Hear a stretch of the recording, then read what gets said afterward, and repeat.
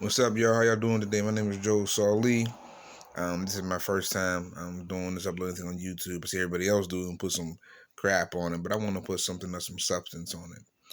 My channel is called Under the Color of Law, and I'm currently in school to be a paralegal, and I have fought my case in civil and criminal court at the same damn time, and it was very, very fun, very, very interesting learning the law. Sucks that was under them circumstances. However, it did take place, and I had a blast. Praise be to Allah, man, for helping me and teaching me. Praise be to God, man, for keeping me sustained and allowing somebody to be there to help me out. And I just wanted to pass information on that I have learned. You can take it and pitch it or take it and research it, whatever the case may be, but that's for the good of the people. So, going to get right into it. The first thing that I like to talk about is the biggest issue, I believe, and that is probable cause. Okay, I don't think we have a clear understanding of exactly what the heck that is. I got my Black's Law Dictionary here, and I'm gonna read off to y'all what it is. I'm gonna explain very briefly. I'm not gonna hold y'all long, but I want you to. I learned this from my elder who taught me the law. Make it short and powerful. Yeah, so I'm gonna make this short and powerful. Probable cause, by definition, is one is criminal law, a reasonable ground to suspect that a person has committed or is committing an offense. A reasonable ground. Look at the words. Listen to the words. That a person has committed and or is committing an offense. Never to be confused with reasonable suspicion. This happens a lot. This is how officers get cats. They say they get reasonable suspicion, so it gives them the right to stop because of Terry versus Ohio, which is never the case. If you ever heard of Terry versus Ohio or a Terry stop, look at Justice Douglas's dissent. And his dissent was dead on. He breaks down exactly how the probable cause procedure is supposed to go when it comes to a neutral and detached magistrate finding it. An officer can never, ever, under any circumstances, find probable cause because he is not a judge. The Supreme Court said, and I want to say United States versus Johnson or Jackson. As a matter of fact, I think I have where they quoted what they said about the neutral and detached magistrate. This is very, very powerful. This case right here is New Hampshire. It's in New Hampshire, Edward Coolidge versus New Hampshire. And I'm not going to get into this case right now. It's a little complicated. That's later on down the line. But this case right here says the judge, this guy won. But the judge, one of the judges had read a dissent or an opinion from United States versus Johnson. Was Johnson.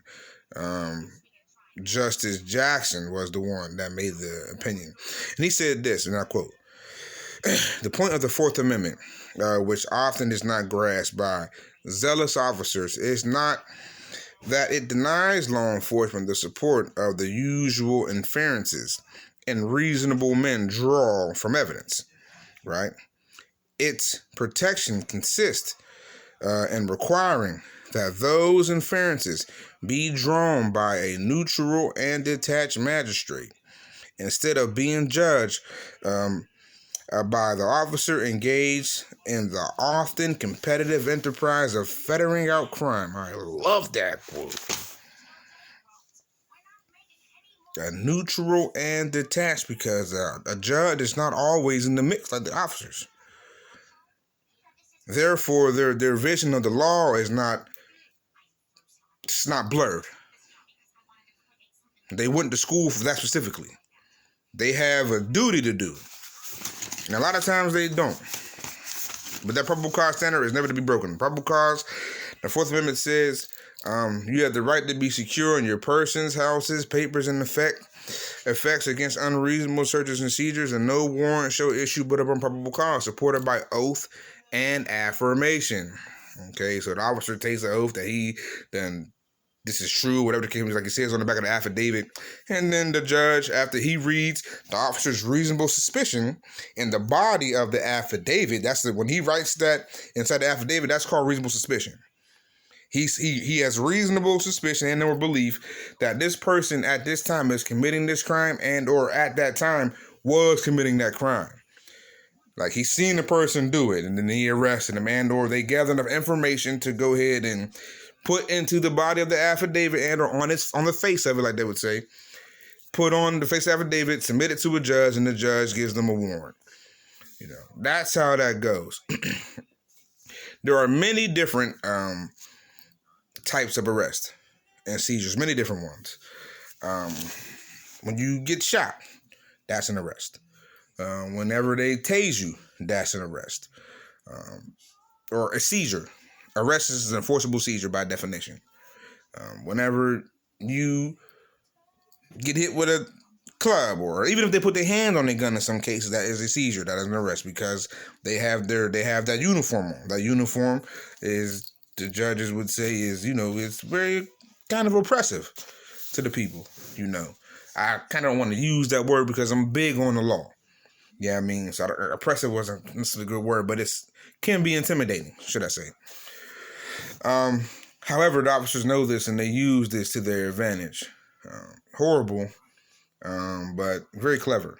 I mean, when they're under the color, that's why they get off so many times with the shootings. It's not because the DA or the judge lets it go, the grand jury don't find them guilty. It's because we cry, it's called a hue and cry. We cry out for the wrong thing. We say, murder, murder, murder, murder, murder. And how is it murder? He was in his duty. His duty is to control society when it gets out of control. And his tools in doing so are guns, knife sticks, tasers, things like that. That's what's going to happen. It's you, when you say murder, you have to prove criminal intent, and it will be very hard to prove criminal intent. Well, the officer. So what you do is you say manslaughter and book them. And or if they shoot one of us or a brother or whoever in the street, you see if they met the probable cause standard for that seizure.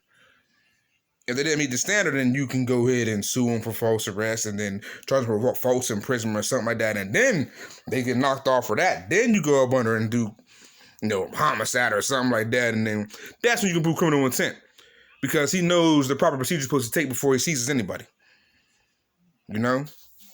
Quick lesson real quick. Just to teach y'all that real quick. And thank y'all for listening. And hopefully, man, y'all take to this video and I'll see y'all again.